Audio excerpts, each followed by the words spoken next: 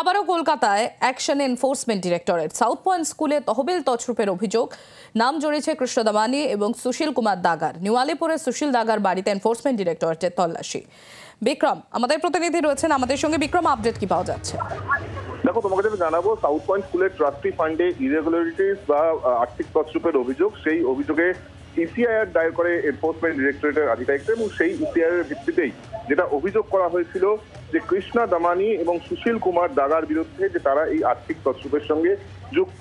এরপরেই enforcement ডিরেক্টরেটের zone 2 এর আধিকারিকরা আজকের একাধিক দলে বিভক্ত হয়ে তারা বিভিন্ন জায়গায় তল্লাশি অভিযান চালাচ্ছেন, যার মধ্যে অন্যতম হলো নিউ আলিপুরে সুশীল কুমার দাগার বাড়িতে তল্লাশি অভিযান চলছে। আরো কয়েকজন তার সহযোগী তাদের বাড়িতেও তল্লাশি অভিযান চালানো হচ্ছে এবং যেহেতু একটা বড়সড় আর্থিক তছরূপের অভিযোগ যার তদন্ত এনফোর্সমেন্ট ডিরেক্টরেট করছে, কোথা থেকে কোথায় টাকা গিয়ে পৌঁছেছে, কারা কারা শেষমেশ লাভবান হয়েছে এবং এই মানি ট্রেলটা খুঁজে বার করার জন্যই কিন্তু এই তল্লাশি অভিযান, এমনটাই ইডি সূত্রের খবর। এখনো পর্যন্ত তল্লাশি অভিযানে একাধিক গুরুত্বপূর্ণ নথি বাজেয়াপ্ত হয়েছে, এমনটাই ইডির তরফ থেকে জানানো হচ্ছে। এখনো পর্যন্ত তল্লাশি অভিযান অব্যাহত রয়েছে বেশ কিছু জায়গায়, যার মধ্যে অবশ্যই অত্যন্ত গুরুত্বপূর্ণ সুশীল কুমার দাগার নিউ আলিপুরের বাড়ি।